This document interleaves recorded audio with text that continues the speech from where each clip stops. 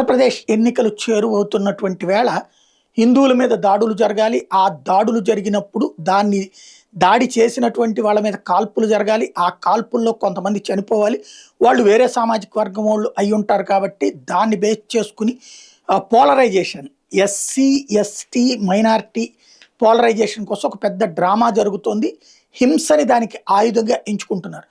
దానికోసం ఏం చేస్తున్నారంటే వెళ్ళే రైళ్ల మీద దాడులు, కాశీకి వెళ్ళేటటువంటిది, ప్రయాగ్రాజ్కి వెళ్ళేటటువంటి రైళ్ల మీద రాళ్ల దాడులు అపరిమితంగా పెరుగుతున్నాయి. ఆ రోడ్లలో ప్రయాణించేటటువంటి వాళ్ళు ముందు జాగ్రత్తలు తీసుకోండి, అద్దాలకి దగ్గరలో ఉన్నటువంటి అప్పుడు జాగ్రత్తగా ఉండండి. అట్లాగే ఆ ఇనప మెష్ ఉంటుంది, అది క్లోజ్ చేసుకుని వెళ్తే బెటరే. చూసుకుంటూ వెళ్ళేటటువంటి సందర్భంలో ఇది ఉద్దేశపూర్వకంగా మన కోసం అని చెయ్యరు, కానీ దాడులు చేయడం ద్వారా కొంతమందికి ఏదన్నా జరగాలి, అప్పుడు కాల్పులు జరగాలన్న కోణంలో జరుగుతుంది. ప్రయాగ్రాజ్లో ఇట్లాంటి దృశ్యాలు ఇప్పుడు పెద్ద ఎత్తున వైరల్ అవుతున్నాయి.